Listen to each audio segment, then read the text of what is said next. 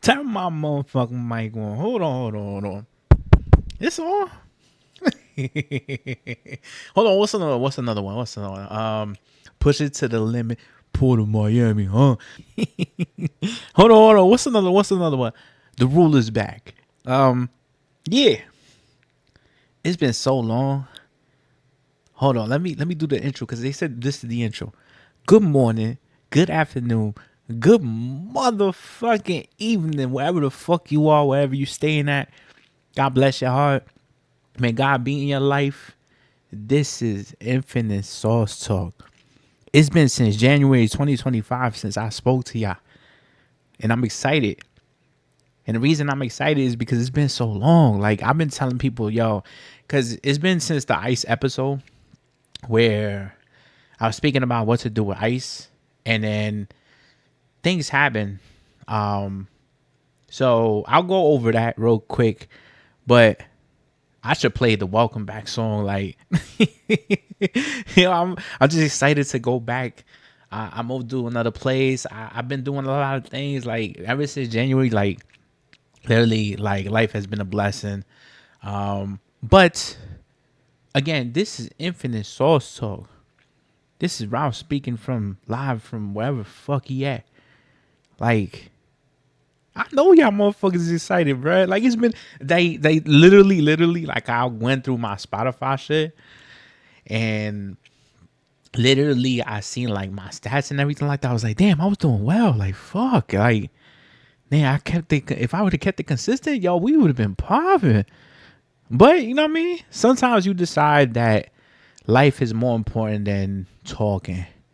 In that moment, in that period of time where people have their seasons. Brother Keith has always taught me about seasons. God bless him.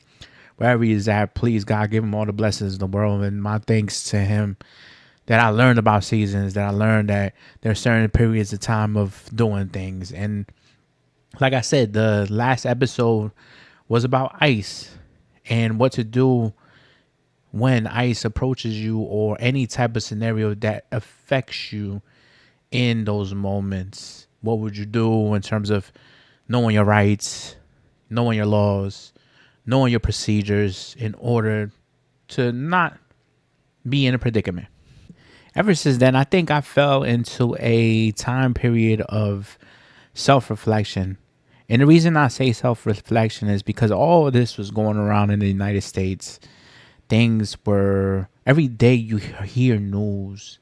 And you try to not to focus on that news. You try to like, yo, every day since Orange Man been elected, like there is, when you look at the news cycle, and this is why I don't even watch shit anymore, because you looked at the news cycle, everything was some bullshit. Like every type of angle, every type of aspect, every type of situation that you think would not be heard of 10, 15, 20, I don't even want to say 10, like 20, 30 years ago when we was younger, we're hearing the shit every fucking day.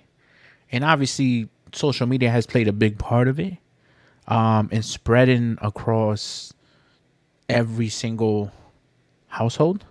And since that was happening and people around you would try to like talk to you about it, what would you think?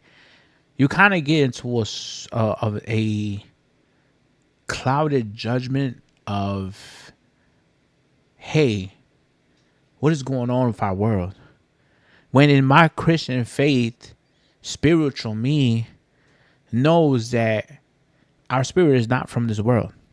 So what I had to do technically is I had to separate myself from those worldly aspects and, still keep an eye on it, not be ignorant about it, but still keep an eye on what's going on and what we got to do as morally inclined folk. Like, we have to still be informed, still be, and it's hard to describe it as a person, but the best way I can describe it is separating yourself from worldly things and look at it from outside looking in.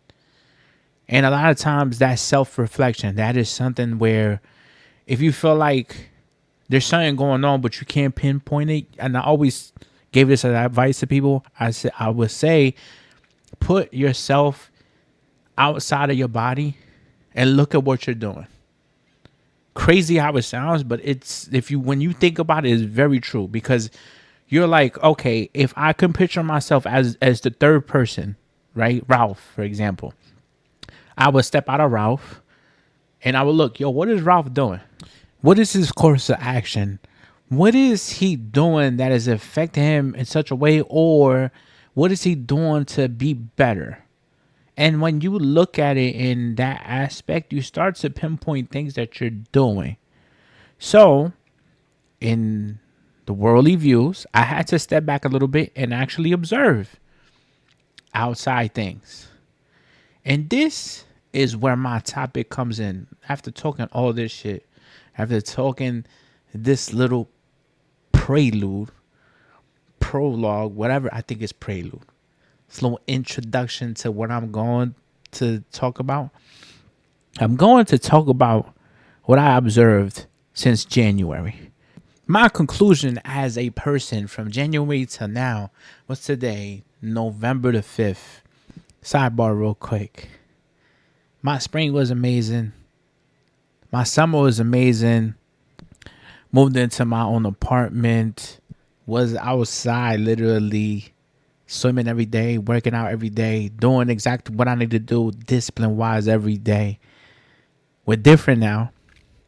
And those I haven't spoke to in a while, we're different now. But that's a whole probably we gonna talk about that. We're gonna go back to the topic because I was about to go off. And what I observed from January to now, stepping back and realizing, and I had to, like I said, realizing myself in the third person to viewing the world, is that humanity, and this is the topic of the day, humanity in itself, we're in a civil war. We're in a civil war of thoughts, mindset, morals, certain things where they should be automatic, but they're not because people want to align to bullshit. Well, some people want to align to bullshit. Others want to help out. We're in a civil war where, I mean, most of my side, and I'm going to be honest, most of my side is very, very humanitarian. Some people that I know don't give a fuck and they align to other things that we are opposed. But all in itself, like, it's either people that want the best for people all around or people that are only interested in their own interests and not give a fuck. And there are people that just hate your ass. No matter what you do, they look at you in a aspect of whatever category you're in and they're like, nah, you can't have this. We can have this, all that stuff. And we are in such a war, such an all-out war. We don't even realize it, but we are. The reason I say that is because in observing certain things throughout the times I wasn't podcasting, I wasn't recording, there are things where I was like, yo, where did we go to? Is this, this is a great question. Has it been always like this and hidden? Or has people stopped giving a fuck about people anymore? Like, has people stopped caring about people that they might have a family member that is struggling on SNAP benefits or Medicaid or any type of help that they are going, like, that are getting, and they're like, yo, man, fuck them motherfuckers. I need my pockets to be fat. I need my pockets to be outside. Fuck them. There's certain people that think that way. And those people are aligned with people that they look at you and put you in a certain category. Like, for example, oh, he's Hispanic, he's black, he's X, Y, and Z. He's poor. He lives in this area. He is this, that, and the fourth. And they put you in a category as you're being inferior than them. Which, in the human aspect, I learned that people are selfish. So they have their own perspective, and most of their perspective, they're gonna think that they're better than everybody else because of the fact that they're living their lives how they want to and how they've been learning, so that when they are viewing somebody else, they are thinking, oh, this person doesn't know what I know, so I'm better than them. And unfortunately, learning throughout life, me, for example, that's not the case. We all learn differently. We all have different paths in life. We all have different things and different purposes that God, the big man, God bless, man. You feel me? Like, God has given us purpose. Every single one of us have a different purpose in life. And people don't realize that. People like, well, I live this way and that way, so they should align with what I'm doing. That's the easy way out. That's the easy way of living life. But when you conquer life, you learn that everybody has their different perspective, their different lives, and they're going to get to their different outcome when they move on in life. Whether it's heaven, hell, purgatory, we don't even know. And that's a whole nother topic. But we going back to this the topic in hand, we are in a war against people that don't give a fuck about that. That they want to be selfish, that they want to be this superior being than others. So like, yo, fuck, if you going through some shit, yo, fuck them. I'm not going through some shit. So whatever. They don't care until it affects them. And when it affects them, it starts being, oh my God, y'all got to do stuff for me. Y'all got to fix this ASAP because most of the people have the energy when it affects them. That is straight facts. When it affects them, they on rah-rah mode. They on, it's go time. You feel me? Because it affects them. When it doesn't, people don't have this energy to be like, let's have this change. So we, again, overall topic, we are at war with morally right versus morally wrong. It feels like that's how it is. Right versus wrong. It's crazy how that is. And we should be more united in a humanistic front, but we're not. That's part of how life is. Whatever. But that's what's going on. That's what I've been seeing throughout time and time, the past few months and everything like that. What amplified the humanity part, and I'll bring up certain scenarios now. The first part that I'm going to talk about was when Charlie Kirk was killed in one of his speeches in Turning Point in one of the schools. I forgot what school it was. And that to me showed me that when you pick a side and you pick the side of political stance or religious stance or whatever the case is, sometimes you forget that the person got killed.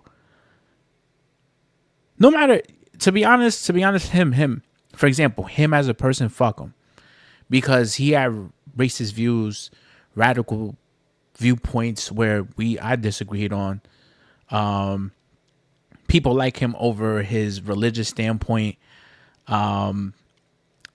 But his standpoint in the Christian faith did not align to the racist, misogynistic viewpoints that he was spewing towards young folk. It didn't align with the real Christianity. So I disagree with him in a lot of parts in terms of that. Yeah, he had a couple points where in terms of Christianity.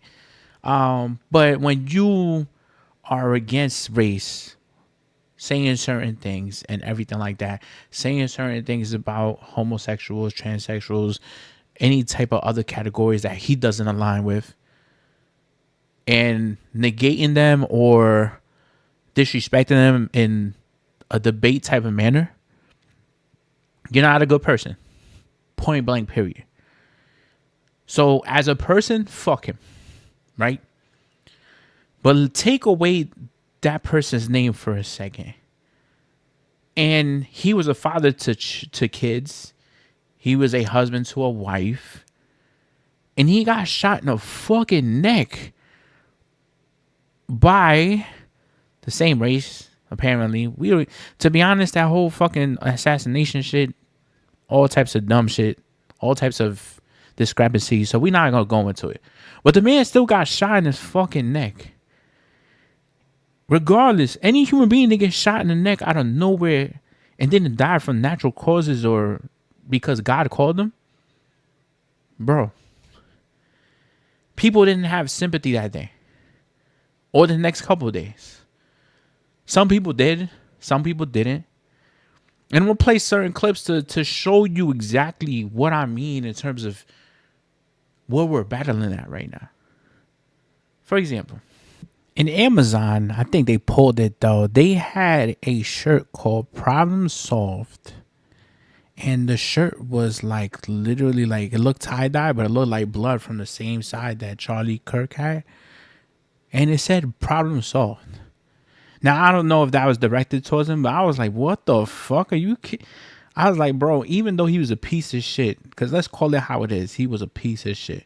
His views was fucked up, all that type of shit. Like, bro, we don't know what the extent of his mission was, because it looked like it was just white Christian nationalism that he was running on. And that would have been and I'm assuming people are going to take that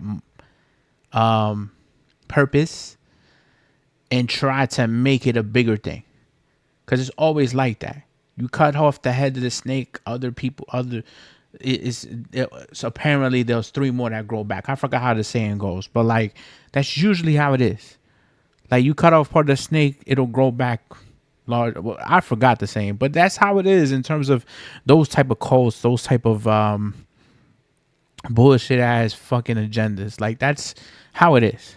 But even with that being said, he was a human being. He was a father to children, a spouse to somebody, and that man did not deserve to get shot in the neck, regardless of what he spoke on or whatever the case is. And I know this might be controversial and everything like that. Some people deserve the shining neck like that. But who are we to judge for us to say that too?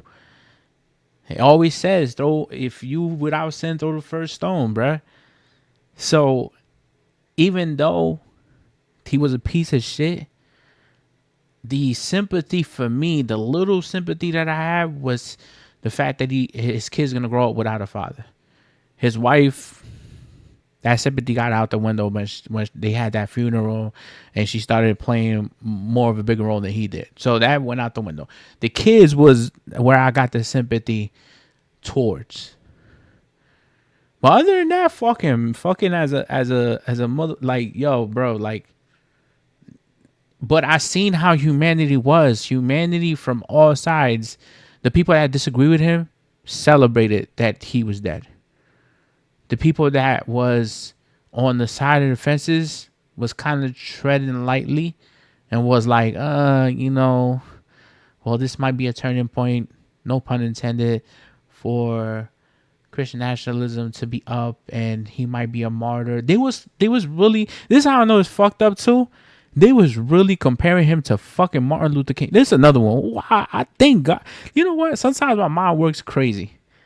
And it seems like sometimes I have a lot going on in these podcasts. But, yo, structurally, sometimes it works. And at this point, it works. They was comparing this motherfucker to Martin Luther King. Yo, you know what? Fuck that shit. It was crazy because I was like, whoa. See, again. Morally right, morally wrong. Martin Luther King was an actual activist. Got down and dirty for the rights of human beings in general. And this motherfucker excuse my language, secluded motherfuckers. You could get that language. I could say niggas or whatever the case is, but you know what I mean? But I probably would have to ban it because of YouTube, whatever. Basically excluded people. I said secluded. Kind of the same thing. Excluded people from his viewpoints, had racist viewpoints and everything. Martin Luther King was trying to get people together. He was not. He was trying to unify a white Anglo-Saxon Protestant movement while Martin Luther King was trying to get rights, civil rights for everybody, every minority, he was trying to, bro.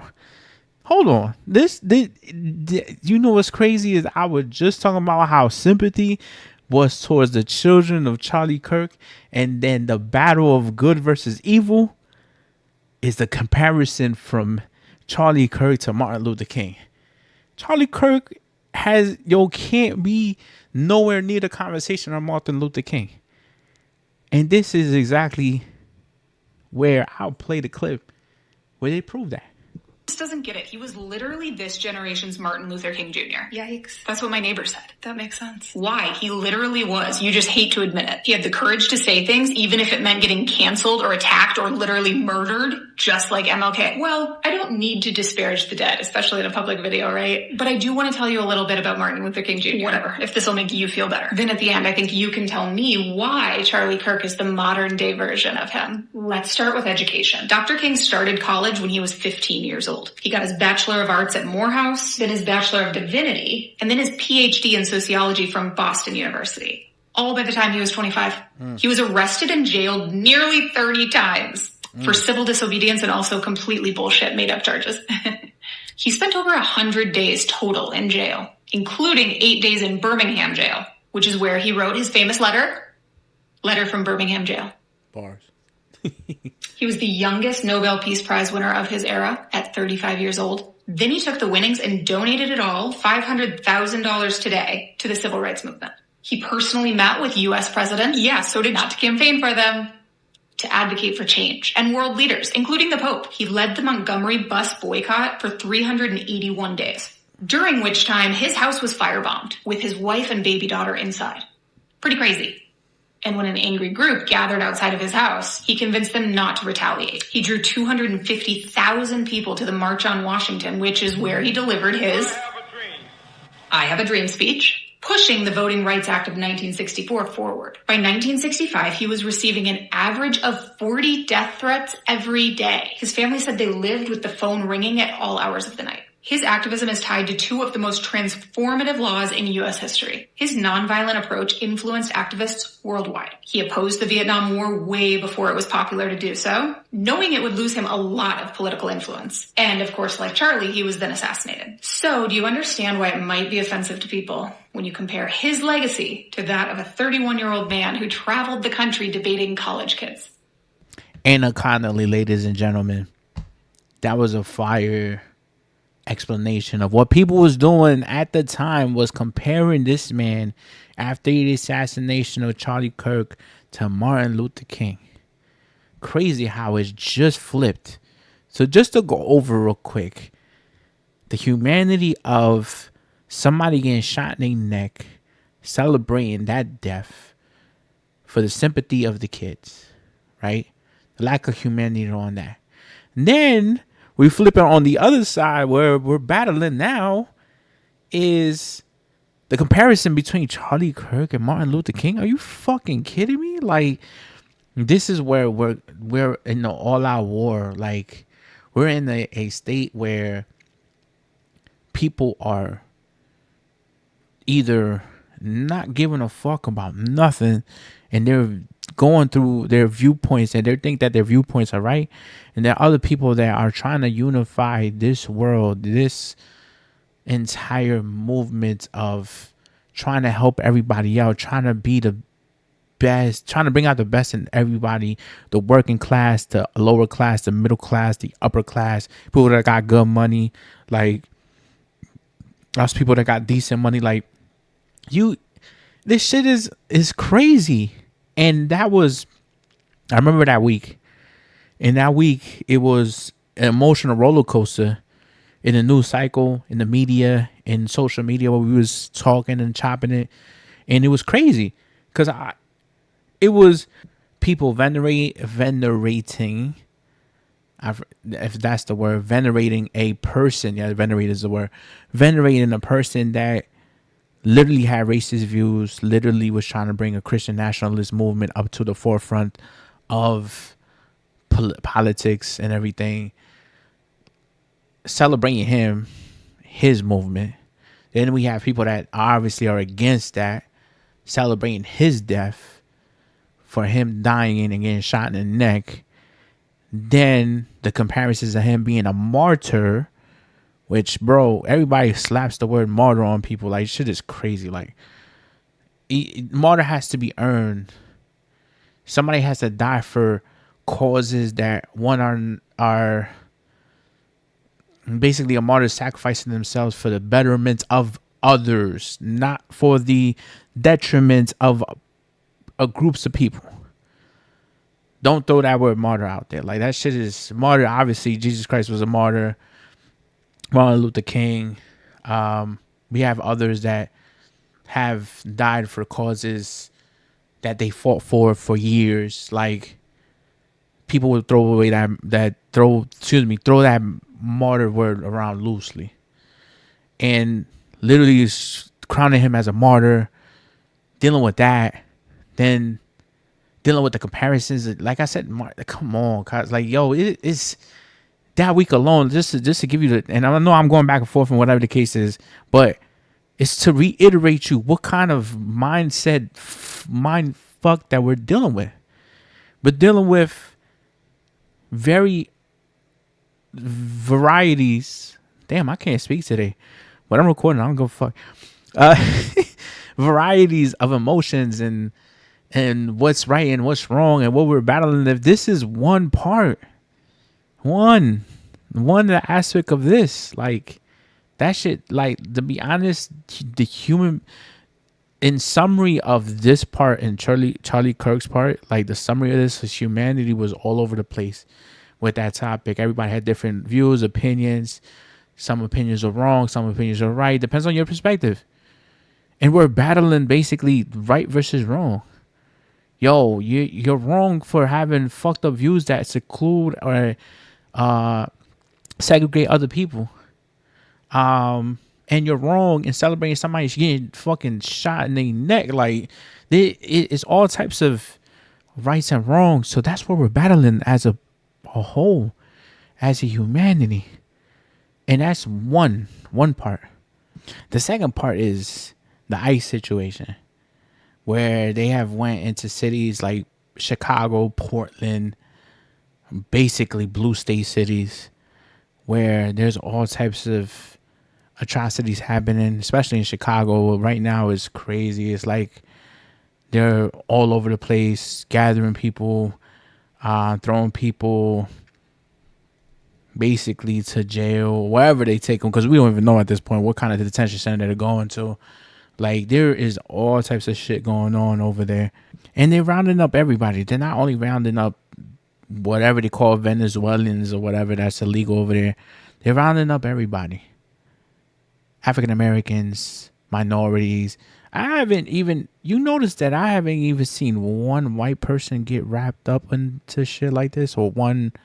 And then forgive me that I'm pointing this out, but this is real shit. Like, I can't escape it.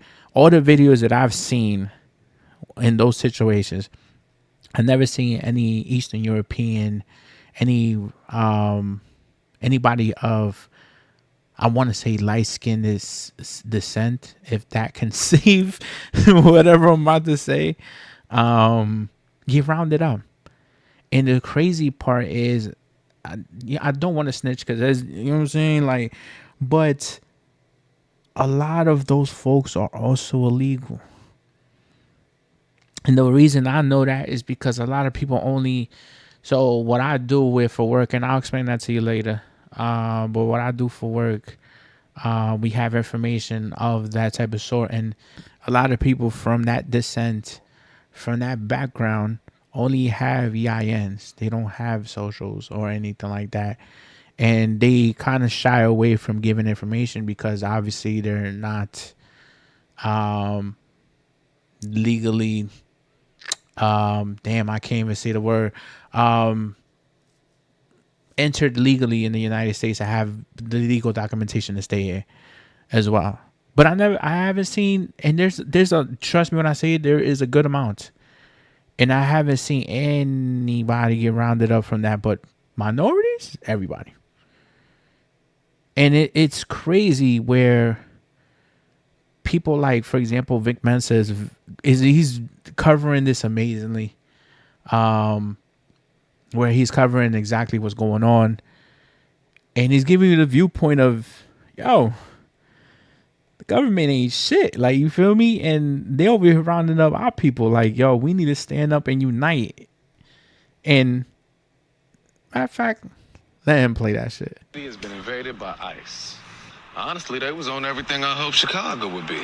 New Yorkers of all races was on their ass. They talk about some, get the fuck out of New York, asshole. They had a black dude hemmed up. He was acting like that kid from the Boondocks. It was like, Brooklyn, baby, what? What? Nostradamus, Flatbush, Bad Boy, baby, what? Niggas sound like Biggie ad-libs. Like, New York people are so unserious but serious at the same time. And they had an angry mob of black, Latino, Asian, and everything in between running ICE off the block. Because the only way to effectively resist state terrorism is as a proletariat mass, a working class people's movement, and that has to be multiracial. ICE's invasion of Chicago, to me, exposed the severity of the gap between black and brown. They've been fucking us both up, and we just pointed fingers at each other like the Spider-Man meme. The truth is, we already figured this out. Fred Hampton had the Rainbow Coalition in the 60s, combining the Black Panther Party with the Puerto Rican Young Lords and a poor white group called the Young Patriots to combat police brutality and poverty. CPD, with help from the FBI, assassinated him in his sleep, and here we are 60 years later, forced to relearn what our predecessors already understood, that our common interest is the resistance of our oppressor. Little food for thought. Little food for thought. Like, but he said that shit beautifully. If people were united and get together, and the crazy part is, I think that situation in New York, what happened with the Canal Street, and I'm very familiar with Canal Street because I used to buy bootleg shit. Like, yo, if somebody is getting fucked up by the police, yo, there's mad people around you, like, yo, and they try to help you out instead of the police, because everybody disagrees with the police. So imagine coming in, ICE coming through, yo, they gonna be on demon time almost. Like, yo, what's up? Get the fuck out of here. Like, yo, and I feel like the stuff that they seen in Chicago, the stuff that is being portrayed across the United States, like, it is crazy right now.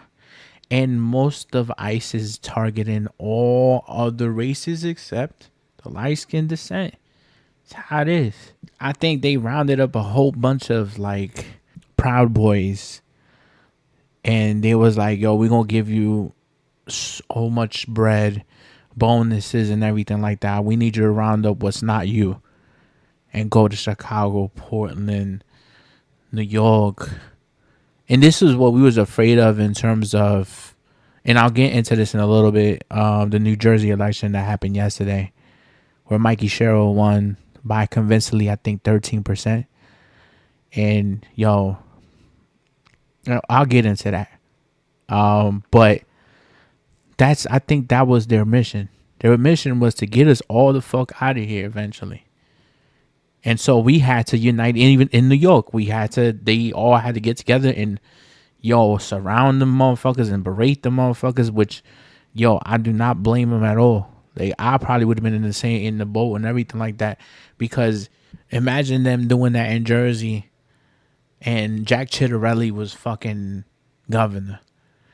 And if Jack Ciattarelli got elected for governor, they would have stopped Jersey from being a sanctuary state. ICE would have been here chilling, and we all would have been in that situation, fighting for our brothers and sisters who is going through that situation right now. And people in New York was like, oh, fuck that shit. Like, you know what I'm saying? Like, I love that. And I think, like, if people could get organized and empower themselves to talk, to have a roundtable conversation with one another, to unify themselves and better themselves to combat these injustices, I feel like we will be way more effective as a unit.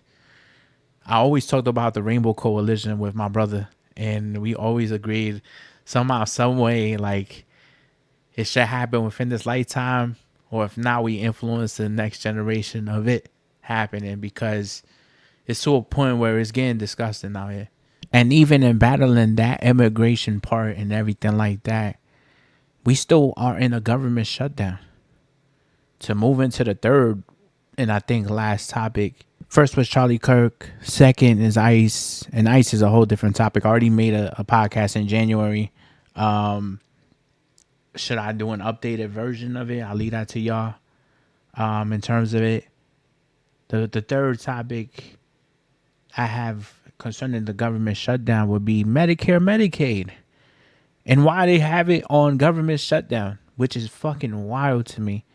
And again, I don't really talk about politics like that, but I will get into the reasons why it's almost inhumane what the Republicans and even some of the Democrats are doing in order to not provide, I think it's the numbers 20 or 40 million people from benefits, from Medicaid benefits and SNAP benefits and all that stuff, because they think that illegal aliens are getting those benefits, which Republicans always are lying about that. But that's a whole, like I said, another topic, which I will destroy the Republicans if I need to in the podcast, with evidence and everything like that.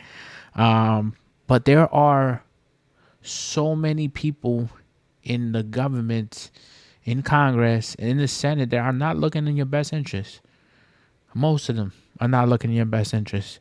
And especially with this government shutdown, that they shut down the whole government, the budget and everything, which causes all types of stuff everywhere where government funding is needed, because they're concerned about 2% to 4% of people with their benefits.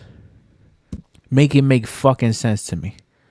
Literally, like how disgusting and inhumane you have to be to, one, hold out because you want to get rid of Medicare, Medicaid for lower income families, but then you're giving tax cuts to the rich like a motherfucker. And this is usually the Republicans' MO, which is why I think I will never in my lifetime align with them motherfuckers.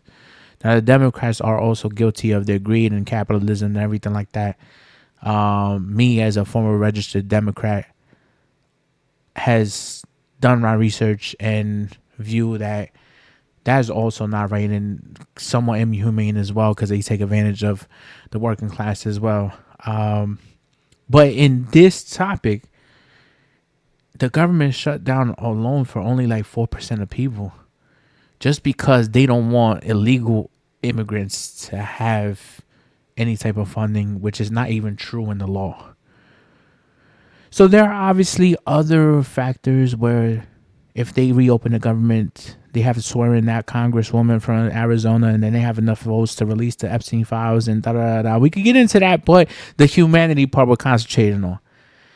Why are we still shut down? Because you don't want to give benefits or give funding to the lower class. But we don't talk our ass just to talk. I'm going to give you people that have done the research. For example, here you go. They're lying to you, and the proof is in that one yellow cup. That's right, Fox. Propaganda. Mike Johnson, the entire right-wing propaganda machine, shut down the government over this one plastic cup. Not a program, not a national crisis, a cup. Because when you can't lead, you distract. This entire pyramid right here on the bottom is the entire Medicaid budget. And the yellow cup at the bottom is the only time, potentially, that an undocumented immigrant may get health care or care. And it's in an emergency. It's the mathematical equivalent of 0.004 of the budget. But Mike Johnson will make you think like it's the end of civilization. And that is not governing, that is gaslighting. Propaganda 101, you take a teaspoon of truth and you turn it into a tidal wave of fear. Straight out of the playbook of Karl Rove, but without the subtlety. And here's the kicker. We can never eliminate that yellow cup, ever. We could keep the government shut down forever. It's not a liberal giveaway giving undocumented immigrants health care. If someone's bleeding out in the ER, you treat them, period. It's not policy, it's humanity.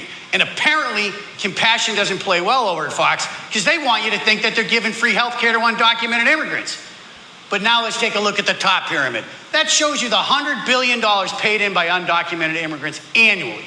Props up Social Security, Medicaid, Medicare, and so on.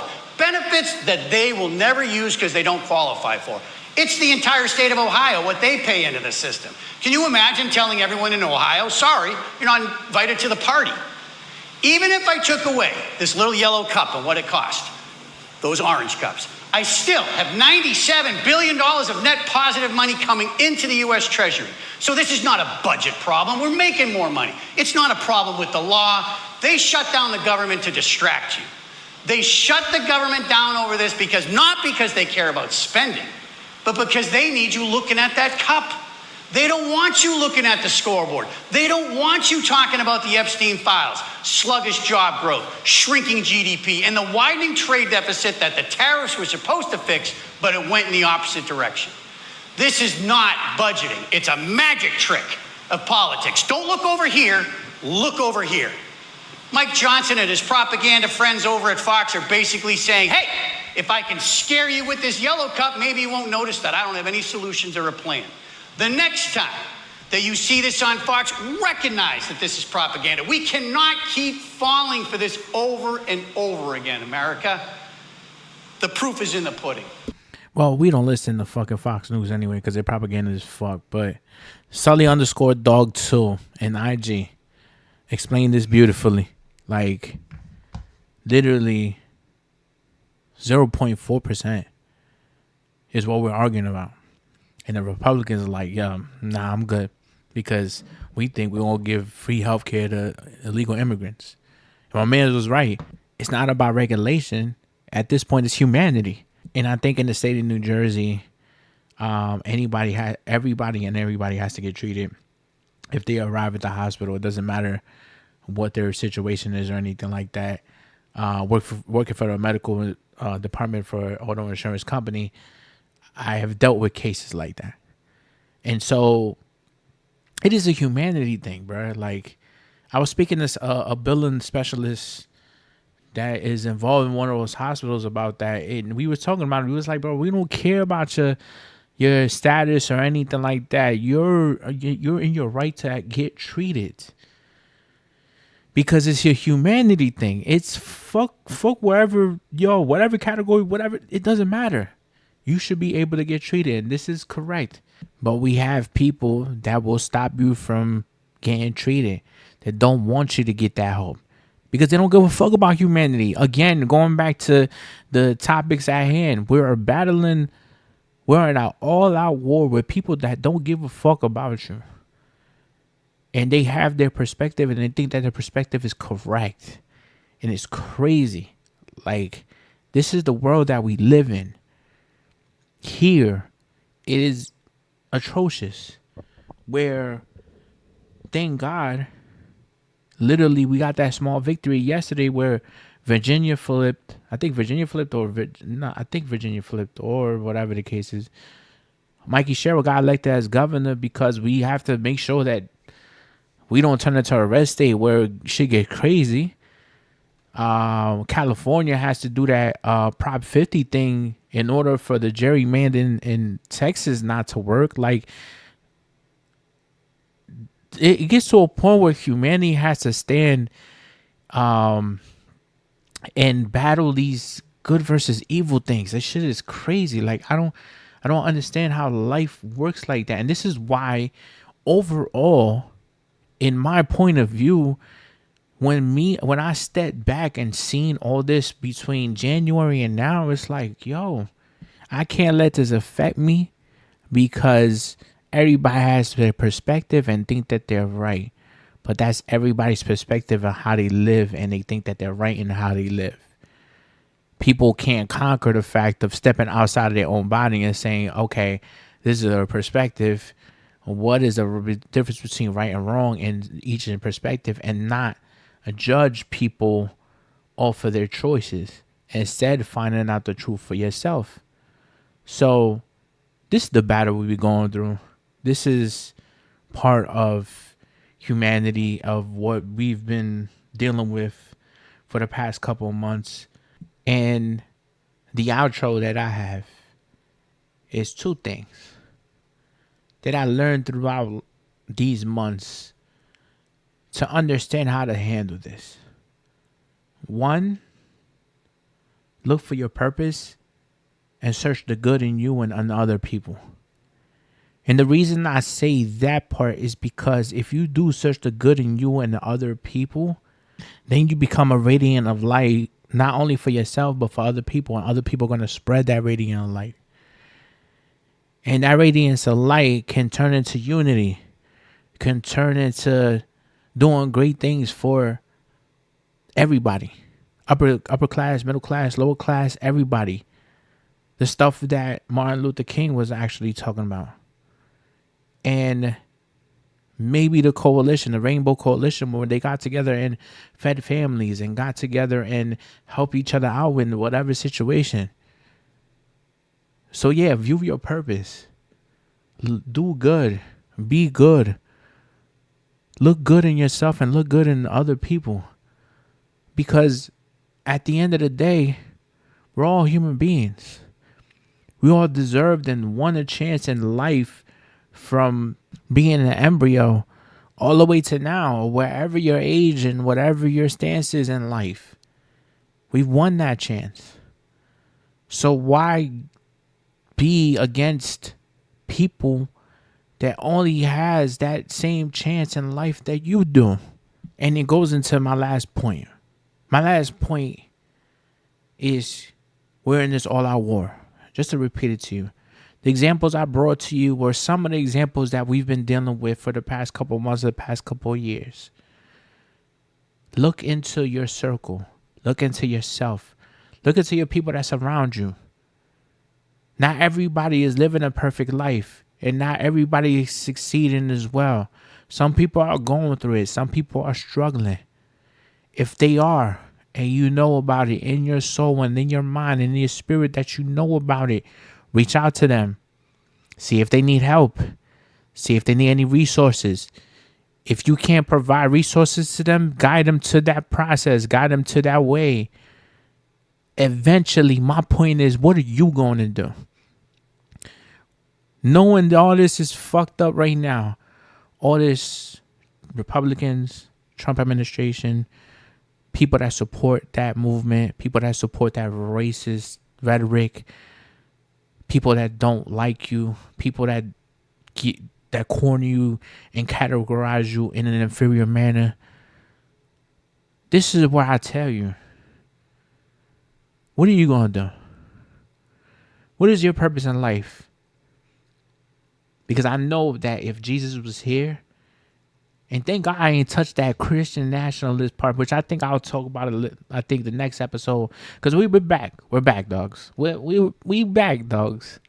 We gonna talk our shit. What? And I feel like we're gonna talk a lot about a lot more topics, because I feel like the dating part, I think, is over and done with. I think it's saturated with too many people with their opinions. If I do any dating topics, I should stream the shit and have live interaction just to give you a live aspect of it. But the serious topics that I'm going to have, and I probably will drill this because it has purpose, will be the humanitarian part of life.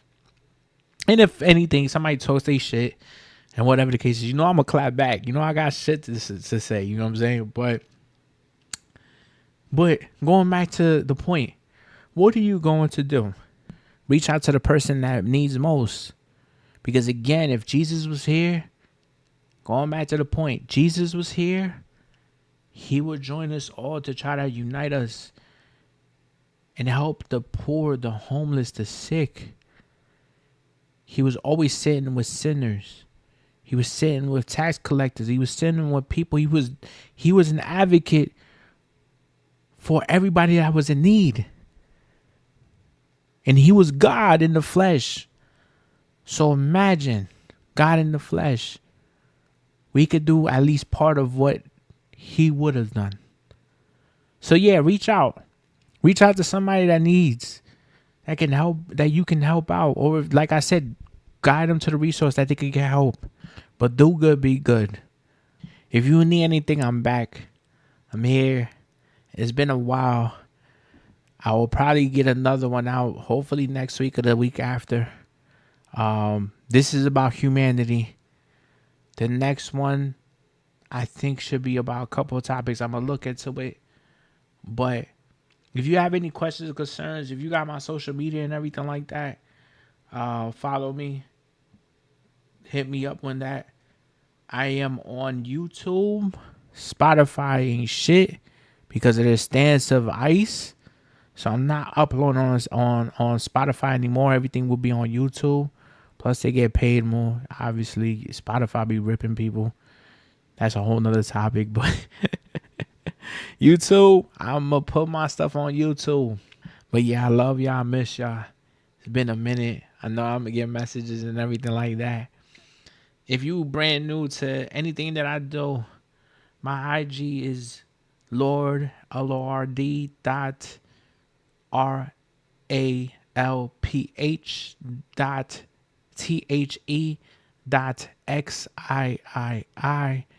Lord Ralph the 13th. I have a couple of social medias under that. My YouTube, it's Infinite Sauce Talk.